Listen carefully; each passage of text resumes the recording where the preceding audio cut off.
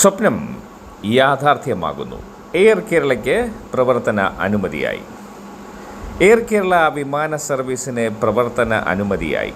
സർവീസിന് വ്യോമയാന മന്ത്രാലയത്തിൻ്റെ പ്രവർത്തനാനുമതി NOC ലഭിച്ചതോടെ പ്രവാസി മലയാളികൾക്ക് മിതമായ നിരക്കിൽ നാട്ടിലെത്താമെന്ന ആഗ്രഹം യാഥാർത്ഥ്യമാവുകയാണ്. 3 വർഷത്തേക്കുള്ള പ്രവർത്തന അനുമതിയാണ് കമ്പനിക്ക് ഇപ്പോൾ ലഭിച്ചിരിക്കുന്നത്. സെറ്റ് ഫ്ലൈ ഏവിയേഷനിലാണ് എയർ കേരള രജിസ്റ്റർ ചെയ്തിരിക്കുന്നത്. കേരളത്തിലേക്കുള്ള ആദ്യത്തെ പ്രാദേശിക വിമാന സർവീസായ എയർ കേരളയ്ക്ക് പിന്നിലെ പ്രധാനികൾ UAE സംരംഭകരായ അബി അഹമ്മദ്, അയ്യൂബ് കല്ലട എന്നിവരാണ്. വർഷങ്ങളായിട്ടുള്ള കഠിനാധ്വാനത്തിൻ്റെ ഫലമെന്നായിരുന്നു സർവീസിന് പ്രവർത്തനാനുമതി കിട്ടിയപ്പോൾ കമ്പനിയുടെ ചെയർമാൻ കൂടിയായ അബി അഹമ്മദ് മാധ്യമങ്ങളോട് പറഞ്ഞത്.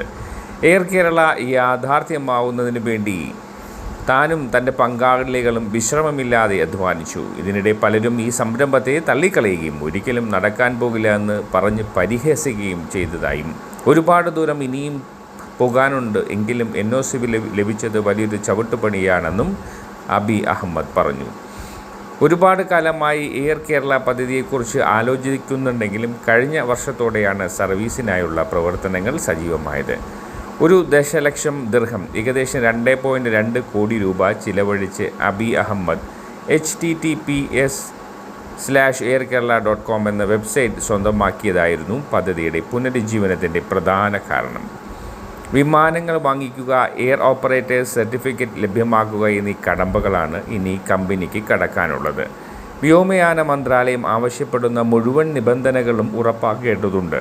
Air Kerala vice chairman Ayyub Kallada പറഞ്ഞു. ATR 72-600 വിമാനങ്ങളെ ഉപയോഗിച്ച് തുടക്കത്തിൽ ടയർ 2, ടയർ 3 നഗരങ്ങളെ ബന്ധിപ്പിച്ചായിരിക്കും സർവീസ്. അധികം വൈകാതെ വിമാനങ്ങളുടെ എണ്ണം 20 ഉയർത്തുകയും ചെയ്യും.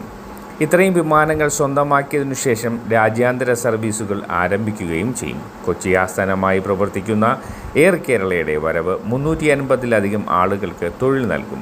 കേരളത്തിൻ്റെ വ്യാപാരം, ടൂറിസം മേഖലകൾക്ക് പ്രോത്സാഹനമാകാനും എയർ കേരളയ്ക്ക് സാധിക്കുമെന്ന് അധികൃതർ കരുതുന്നു. എല്ലാവിധ ആശംസകളും, ഇഫക്ട് ന്യൂസിൻ്റെ എല്ലാവിധ ആശംസകളും എയർ കേരളയ്ക്കും പ്രവാസികൾക്കും നേരുന്നു. വാർത്തകളും വിശേഷങ്ങളും ഇവിടെ അവസാനിക്കുന്നില്ല. കൂടുതൽ വാർത്തകളും വിശേഷങ്ങളുമായി വീണ്ടും കണ്ടുമുട്ടുന്നതുവരെ നന്ദി, നമസ്കാരം.